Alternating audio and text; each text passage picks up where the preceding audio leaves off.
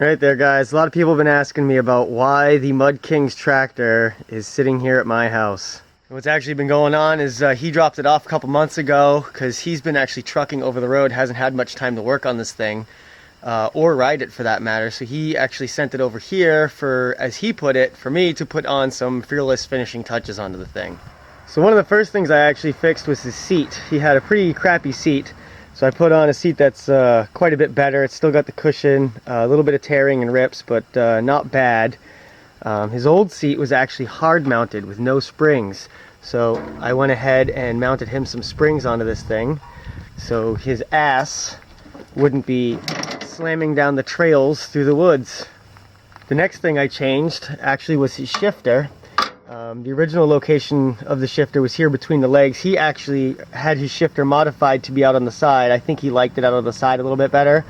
But because I switched it over to the spring style seat, I moved the shifter back to the original location. I bent up some rod and welded some stuff together and gave him a proper shifter. So it's actually his gear selection actually represents what gear he's actually in. So I think that'll be helpful for him, take some of the guesswork as to what gear he's in. Also, when he dropped this thing off, because he's so hard on it, I think at some point he had rolled this thing over, and as you turn the steering wheel, the whole thing would kind of orbit, if you will. It was not straight, the shaft was totally bent. So I ended up cutting the shaft out and replacing it with a new steering. As you can see, he's actually got snowblower auger drive that runs his steering, and the reason he did that is it gives you an extremely high ratio steering, or maybe it's actually low ratio, I'm not really sure, but you can see I can turn this wheel quite a bit and it takes quite a while for the wheels to turn. So what this actually helps with is it reduces the feedback produced by hitting bumps and rocks with the front wheels. Normally your wheel will just kick to the side and grab the steering wheel out of your hand. His steering has a tendency to actually not do that because it's geared so low. The only thing I really don't like about this steering setup is that there's a lot of play in the system. Looks like, I don't know, about a quarter of a turn of steering play before the wheels move, which that kind of thing bothers me, but it does work and it doesn't seem to bother him, so I'm going to leave that the way it is. Now, as I had mentioned, for some reason this starter motor and engine, I don't know, it seems to go through starter gears. He went through 3 or 4 last summer and he started getting really frustrated with the thing. He tried shimming the starter in different positions and shimming the starter gear in different starter gears, and they're plastic and you can't get metal gears for these twins, so he sent it over here to hope that I would figure it out. But instead of figuring the electric starter out, I just rigged up a pull starter onto the flywheel on the twin here, and yeah, you can pull it over pretty easy. It's actually easier to pull the twin engine over than it is to pull over my diesel engine over here. You can see I also attached a proper choke so he could use it while he's pull starting. It's, you know, right there next to the pull starter. I would have mounted it closer to the driver's position, but as you can see, my cable isn't actually quite long enough, so I just hose clamped it down to his roll cage here, which he built actually. He built the roll cage out of conduit, bought himself a cheap conduit bender and a couple 10-foot lengths of pipe and bent this thing up. And I've seen this thing roll over, and the roll cage does work. It protects the motor great. It's pretty cool.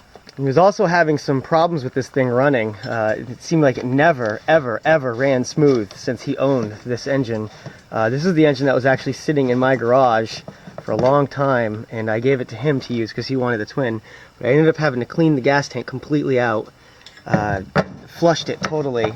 I changed the fuel filter, I put a new one of those on. I blew out the gas lines.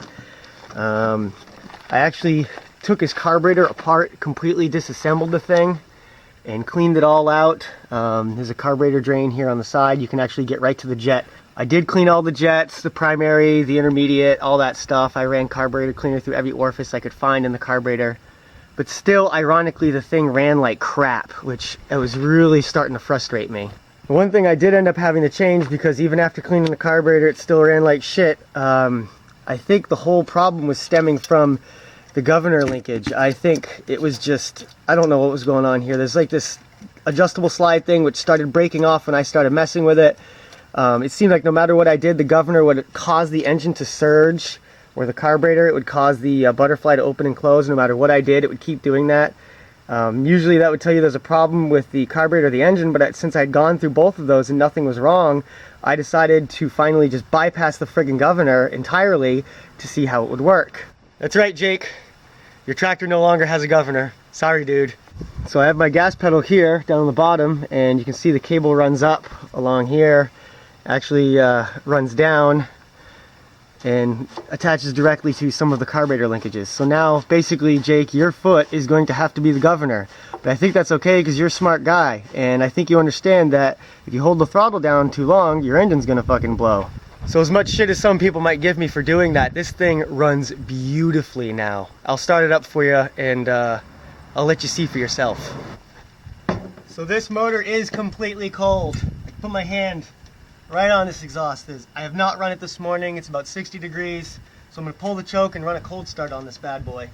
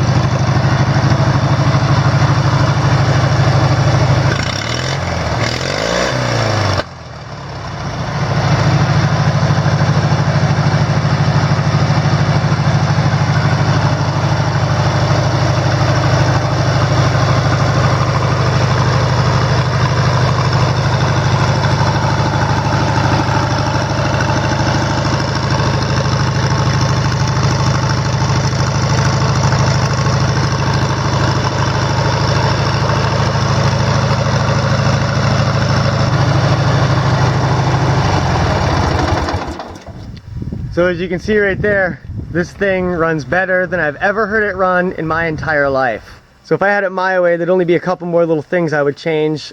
First would probably be the spring on the clutch, which you can't see obviously. I would love to reposition that or make it stronger.